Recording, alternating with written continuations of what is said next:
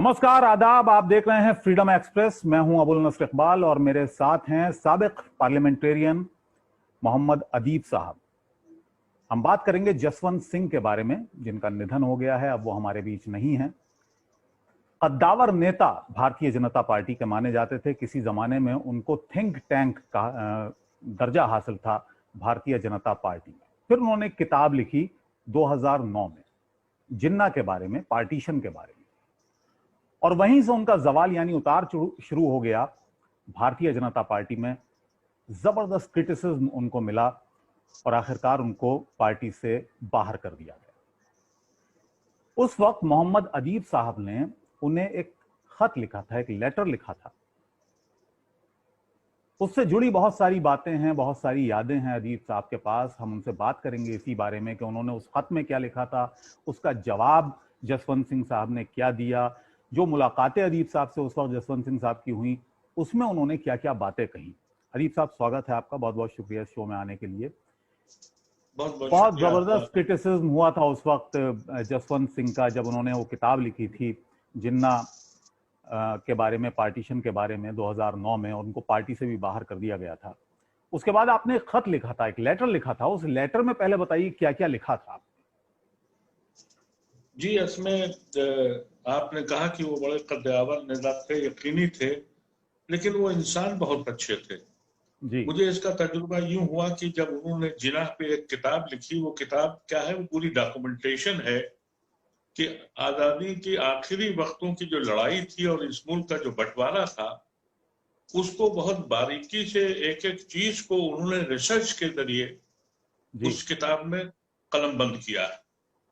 मैंने वो किताब बहुत गौर से पढ़ी तो मुझे ये अंदाजा हुआ कि जसवंत सिंह साहब ने उस किताब में खुलासे में ये कहा कि ये जो पार्टीशन हुआ है, ये जमीन बटी है, इसमें जिन्ना अकेले जिम्मेदार नहीं है, बल्कि उस वक्त की दोनों पॉलिटिकल पार्टियां, कांग्रेस और बीजेपी, वो मुस्लिम लीग, कांग्रेस और मुस्लिम लीग, दोनों की मुश्तरका हरकत थी, दोनों हाथों से ताली बजी थी और नतीजे में हिंदुस्तान जब इसलिए बट गया था जी।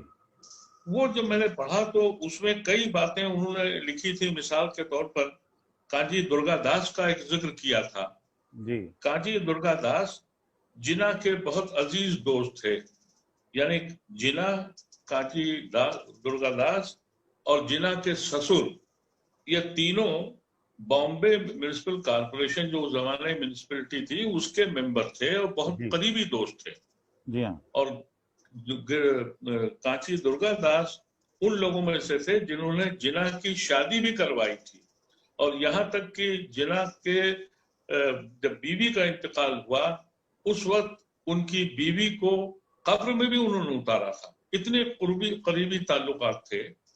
उनको गांधी ने प्रेशराइज किया था 1936 में, जब जिन्ना मुस्लिम लीग हार गई और लखनऊ में उन्होंने देखा कि यहाँ से असली बुनियाद पड़ी पार्टीशन की, वो सारे वाक़यात उन्होंने उस किताब में लिखी। जिन्ना मायूस होके और सियासत छोड़ के लंदन चले गए। अब मसला ये हुआ साहब कि उनकी किताब बहुत सारे लोगों ने, जो उनकी किताब के आलोचक थे, वो किताब शायद ही किसी ने पढ़ी हो और उनकी आलोचना शुरू कर दी उस किताब की। नहीं, देखिए, उसी में जो एक खास बात थी, उसमें काजी दुर्गादास को गांधी के कहने पर वो लंदन गए और जिन्ना को वापस लाए। 1940 में उन्होंने एक खत लिखा पटेल ने दुर्गादास को, और ये कहा कि आप गांधी के कहने पर जिन्ना का को मनाने की कोशिश मत करिए। यह 1940 में कहा, हम पाकिस्तान मुसलमानों को पंजाब देकर कुछ दिन के बाद वापस ले लेंगे। तो उसमें इन्होंने किताब में काजी दुर्गादास के खत का हवाला दिया। तो मैंने अपने खत में लिखा कि आपने खत का तो हवाला दिया है, कंटेंट क्यों नहीं लिखे जी। और आपने ये जो लिखा है, ये जो किताब लिखी है, आप जब ये कह रहे हैं कि ये मुसलमान और हिंदू लीडरों ने मिलकर बांटा, तो 15 अगस्त सन 47 को आपने मुसलमानों को दूसरे दर्जे का शहरी क्यों बना दिया, ये मैंने खत में लिखा उनको। दूसरी बात मैंने लिखी कि अगर सन 47 में जमीन बटी थी तो 1947 में अगर जमीन बटी तो 92 में दिल बांटे गए बाबरी मस्जिद को तोड़कर, और आप उसके कायद थे, आपने ऐसा क्यों किया? अच्छा, इस खत में आपने ये सारी चीजें लिखी, उनको बताई? और मैंने कहा कि आप एक किताब और लिखिए कि हमारा जुल्म क्या है मुसलमानों का। मैंने ये सोच के, मेरे दिल में जो कुछ था लिख दिया, ये सोच के कि जवाब भी नहीं आएगा। लेकिन कोई 24 घंटे के अंदर उनका फोन आया और उन्होंने कहा कि मैं जसवंत सिंह बोल रहा हूं, आपका मैंने खत पढ़ा और मैं कल से बहुत बेचैन हूं, मैं आपसे मिलना चाहता हूं। तो मैंने कहा कि आप मेरे खत के जवाब अगर आप दे दें, उनका कल आप मेरे पास आइए, मैं आपको पूरा जवाब दूंगा। तो मैं मुकर्ररा वक्त पे वो तीन मूर्ति लेन में रहते थे, पहली बार मैंने उनसे मिलने के लिए गया। जैसे ही दाखिल हुआ तो कमरे में वो मेरा इंतजार कर रहे थे और देखते ही मुझे कहने लगे कि अदीब साहब, मैं आपके खत का जवाब नहीं दूंगा। मैंने कहा आपने तो मुझे बुलाया था। कहा कि नहीं, मेरे पास हिम्मत नहीं है कि मैं कुछ कह सकूं। गर्ज से कि वो इस बात पे इनकार करते रहे, तो फिर मैंने उन्होंने चाय मंगाई और वो मैंने देखा कि खुद अपने हाथ से चाय बनाने लगे। तो मैंने देखा कि ये मुझे यहाँ बुला के और जवाब नहीं दे रहे हैं और वो बार बार ये कह रहे थे पुरानी बातों को भूल जाइए। तो मैंने कहा कि हजरत, आपने सब कुछ तो लिख दिया, मुझसे कहते हैं भूल जाओ, मैंने कैसे भूलूं? मैं गुजरात गया था जी, और बदनसीबी से ये हुआ कि मैं उन औरतों से मिला था जिनके साथ बलात्कार हुआ था। उनकी खामोश सिसकियां मेरे कानों में आती हैं। मैं उन यतीम बच्चों से भी मिला हूं जो अपने वालिदैन को अपने सामने शहीद होते देख चुके हैं। वो आंखें मेरा पीछा करती हैं। बस ये कहना था कि वो चाय उनकी गिरने लगी और हाथ कांपने लगे और कहा कि खुदा के वास्ते चुप हो जाइए। मैंने कहा कि नहीं, इस किताब ने मेरे जख्मों को उठा दिया है। आपने हकायक बयान किए, लेकिन आपने ये नहीं बताया कि हम पे सितम क्यों किया। उनकी आंखों में आंसू आ गए और वो कहने लगे, वो उनको बीजेपी ने निकाल भी दिया था। तो मैंने ये लिखा था खत में कि मैं समझ नहीं पाया कि आपको निकाला क्यों गया।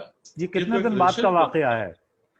ये जैसी किताब लिखी है उसके मेरे ख्याल से 1 हफ्ते 10 दिन के बाद ही मैंने ये फौरन ही खरीद ली थी और फौरन ही उनको भेजा था जी। तो उस वाक्य से मैंने देखा कि वो बिल्कुल ऐसे टूटे हुए थे। और जब मैंने उनको ये बातें कही तो वो मुझसे, मैंने देखा कि उनके आंखें बिल्कुल आंसू से भर गई। तो मैंने हाथ पकड़ के कहा कि सर, आप मुझसे बड़े हैं। तो कहा कि क्या करूं, मेरी समझ में नहीं आता।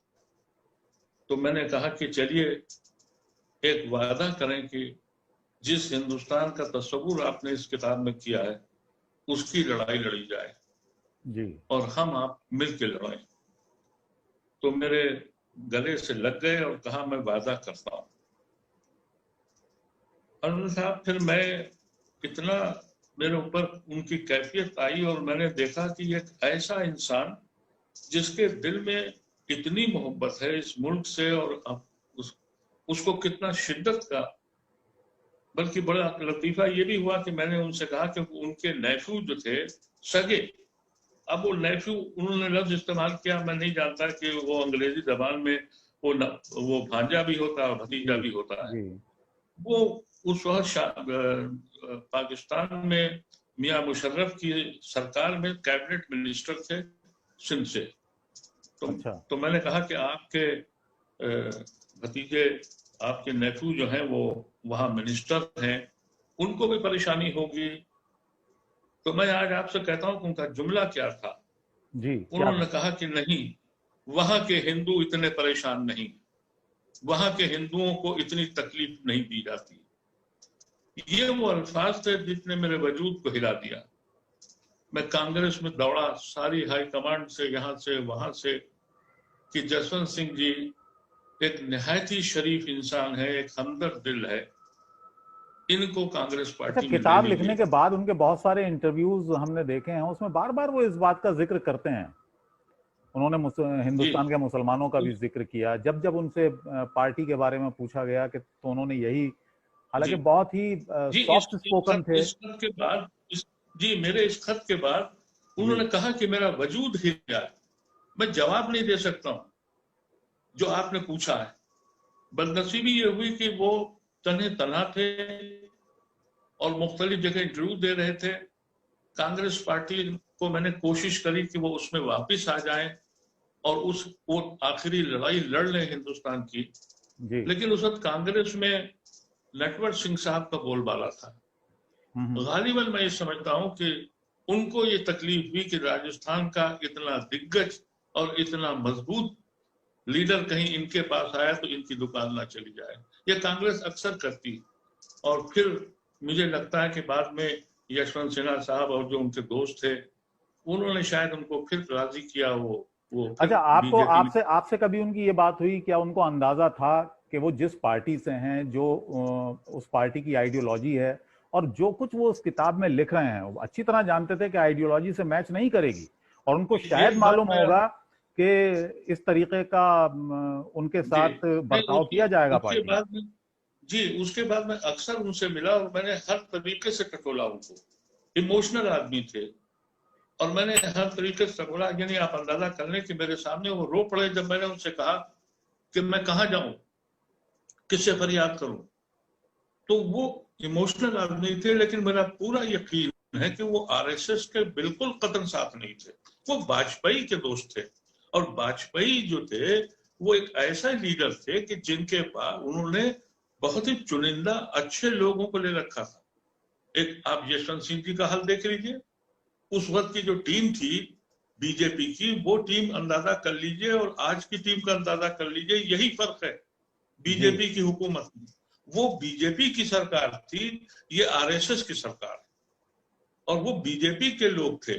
वो कांग्रेस से नाराज लोग थे, लेकिन उनका तस्वुर हिंदुस्तान का वही था जो गांधी का था और वो गांधी के तस्वुर से जुड़े हुए इंसान थे। आखिर में एक वाकया अच्छा, बड़ा मजे की दिलचस्प बात बताऊं। यह है, मजे की बात यह है अदीप साहब, उनको जब पार्टी से निकाला गया, एक मीटिंग बुलाई थी पार्टी ने और उसकी अध्यक्षता लाल कृष्ण आडवाणी कर रहे थे। उन पर खुद आरोप था कि उन्होंने धर्मनिरपेक्ष बता दिया था, सेक्युलर बता दिया था मोहम्मद अली जिन्ना को। जी देखिए, ये मैं कहता हूं कि ऐसे पॉलिटिशियंस, ये पॉलिटिशियन ही नहीं थे, ये दूरंदेश लोग थे। ये वो लोग थे, वो आखिरी कड़ी वो भी चली गई। मुझे आज इतनी तकलीफ हुई अखबार में पढ़ के और वो पूरा मंजर याद आ गया कि वो इंसान ऐसे थे जिनकी सोहबत मुझे बहुत आखिर में मिली और कई सालों से तो वो दुनिया से अब रुखसत हुए, लेकिन वो दिमागी तौर से रुखसत हो चुके थे। तो एक जमाना हो गया। अच्छा, बार और बार मैं कहते अक्सर रहे कि उनकी मालूमात, किताब को पढ़ा जाए, समझा जाए, वो क्या कहना चाहते हैं उसको समझा जाए। देखिए वो किताब जिसने हिंदुस्तान की तारीख को समझना चाहता, जो हक़ाइक़ को जानना चाहता, और वो उसको जरूर पढ़ना चाहिए। मैंने इसीलिए 2-3 चीजों का उनसे, जो चीजें उस किताब से मुझे इंकिशाफ मुझे आदत है और मेरा शौक भी रहा है कि मैं तारीख की किताबें बहुत पढ़ता हूँ जी, और इस चीज से जरूर पढ़ता हूँ कि ये जो हिंदुस्तान बना है, इसको बनाने में किन लोगों के कंट्रीब्यूशंस हैं। तो ये किताब एक डॉक्यूमेंट है, इसको जरूर पढ़ना चाहिए। अब मैंने जो जिक्र किया था कांजी दुर्गादास का, जी, वो मैंने इसलिए किया था कि उन्होंने उसका जिक्र किया है किताब का, कि उन्होंने दुर्गादास ने पटेल को खत लिखा और पटेल की और वो रेफरेंस दिया। मैंने कहा कि उसके कंटेंट भी आपको लिखने चाहिए। कंटेंट क्या थे कि कांग्रेस ने, पटेल ने 1940 में ये बात तय कर ली थी। 1940 में उसी किताब में दुर्गादास ने अपनी किताब में लिखा है कि ये खत छापा है, उसकी वो छपा हुआ खत है, किताब में है। और दूसरी चीज उन्होंने ये कही कि 1940 में जिन्ना ने 1 लाख रुपया अलीगढ़ मुस्लिम यूनिवर्सिटी को दिया था, उसी किताब में लिखा है। और 1 लाख रुपये का उन्होंने घर खरीदा जो आज भी डिस्प्यूट का मामला है बॉम्बे में, जिसपे पाकिस्तान कहता है हमें वापस कर दो, जिना हाउस।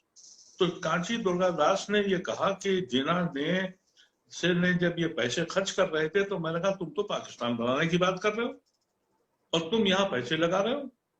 तो उन्होंने, जिना ने ये कहा कि कांची, मेरा हिंदुस्तान, मैं जो कर रहा हूं वो मुसलमानों को एम्पावर करने के लिए जो कर रहा हूं, मेरा कोई पाकिस्तान जो है। तो इसीलिए हम जिना को, जो मैं अपनी नजरिए से कि उससे कमजोर, उससे खराब लीडर मुसलमानों में कोई पैदा ही नहीं हुआ, वो हवा में बात कर रहे थे। और जो कांग्रेस थी उसकी समझ थी, वो जमीन पे बात कर रही थी। यशवंत सिन्हा जी ने पूरी किताब में अपनी यही हकायक लिखे, लेकिन आखिरी जो मुलाकातें मेरी बदनसीबी रही कि बहुत कम वक्त उनसे मिला। लेकिन जब वो कांग्रेस बीजेपी में दोबारा आ गए और नायब सदर के लिए खड़े हुए, तो मुझे राजीव शुक्ला कहा कि मनमोहन सिंह जी कह रहे हैं कि आप इंडिपेंडेंट की हैसियत से हामिद अंसारी का नाम नॉमिनेट करें। तो मैं बहुत एलिवेटेड फील किया और मैं बड़ी इज्जत करता हूँ हामिद अंसारी साहब की, और मैं वहां उनका नाम प्रपोज करके आया। जैसे ही घर पे आया, यशवंत सिन्हा जी का फोन आया कि मैं खड़ा हो गया हूँ नायब सदर के लिए और आप मुझे प्रपोज करें। तो मैंने कहा यशवंत भाई, मैं तो अभी अभी प्रपोज करके आ चुका हूँ हामिद अंसारी साहब का। तो कहने लगे मेरी बड़ी बदनसीबी है, मैं हार तो जाऊंगा लेकिन इस बात की खुशी रहती कि आपने मुझे प्रपोज किया और मैं उस हार को बहुत आसानी से ले लेता। ये उनका जज्बा था। तो कितनी यादें उनके साथ हैं, पता नहीं ये मुल्क उनको याद रखेगा नहीं रखेगा। लेकिन जो किताब उन्होंने लिखी है, जो किताब उन्होंने लिखी है, उसको हर इंसान को पढ़ना चाहिए जिसको हिंदुस्तान से दिलचस्पी है। उस किताब में उन्होंने रिसर्च की है और एक एक नुक्ते को उठाया है जो आज तारीख में लोगों ने गायब कर, और वो हकायक पे है, वो रेफरेंस बुक है। वो आप यकीन कीजिएगा कि वो सिर्फ जबानी कोई चीज नहीं है, वो पूरी किताब का अगर आप मुताला करेंगे तो वो रेफरेंस बुक है। जो लंदन में जो डिस्कशंस हुए, जो जो जो मुख्तलिफ पेशे पे लियाकत अली खान से और मुख्तलिफ लोगों से जो बातचीत हुई है, उन सब के रेफरेंस दिए हैं उन्होंने और आखिर में कैलकुलेट किया है। अफसोस ये है कि वो शख्स बहुत मायूस होकर इस दुनिया से गया। बात है, आप कह रहे हैं कि वो पार्टी से ऊपर उठ के बात करते थे। जाहिर है वही आदमी ऐसी बात कर सकता है। उनको भी पता था कि किताब लिखने के बाद उनके साथ जो बर्ताव पार्टी करेगी, इस बात का पूरी तरीके से इल्म रहा होगा उन्हें। बहुत बहुत शुक्रिया आदिब साहब। मैं आज के दिन मुझे बहुत गम है और मैं समझता हूं कि काश लॉकडाउन ना होता और मुझे पहले से पता होता। लेकिन मैं ये समझता हूं कि एक बहुत बड़ा सुकून सियासी ऐसे आदमी का जो जहनी तौर पर बहुत बुलंद था पार्टी से ऊपर, वो हमारे बीच से चला गया है। चलिए, जाहिर सी बात है उनके चाहने वालों को, तमाम लोगों को दुख होगा इस बात का, लेकिन उनकी यादें जो आपने हमारे साथ शेयर की हैं वो भी काफ़ी अहम हैं। लोगों को ये बात पता लगेगी किस तरह के वो इंसान थे जसवंत सिंह, और जो बार बार उन्होंने कहा, जब उनको क्रिटिसिज्म मिला उस किताब के बाद, बार बार उन्होंने देशवासियों से यही अपील की कि उनको समझा जाए, उस किताब को समझा जाए। जो कुछ उन्होंने लिखा है बड़ी मेहनत से, बड़ी शिद्दत से और बड़ी रिसर्च के बाद, जिसका जिक्र आप कर रहे थे, उसके बाद ही लिखा है। और कोई हवाई बात उन्होंने नहीं लिखी है, बाकायदा रेफरेंसेस के साथ लिखा है, सबूतों के साथ लिखा है, दलीलें थी उनकी अपनी। बहरहाल, बहुत बहुत शुक्रिया हमसे बात करने के लिए आपका, और उम्मीद करते हैं कि ये जो यादें हैं जसवंत सिंह साहब की, जो खूबसूरत यादें आपने कही, जिस तरह के वो इंसान थे, ये यादें लोगों तक पहुंचेंगी हमारे इस माध्यम के जरिए, हमारे इस मीडियम के जरिए। बहुत बहुत शुक्रिया। और हम अपने दर्शकों से यही कहना चाहेंगे कि आप लगातार हमें सहयोग देते रहें, हमें देखते रहिए, अपने सुझाव हमें भेजते रहें और अपना सहयोग देना ना भूलें। बहुत बहुत शुक्रिया आपका। धन्यवाद। शुक्रिया, बहुत।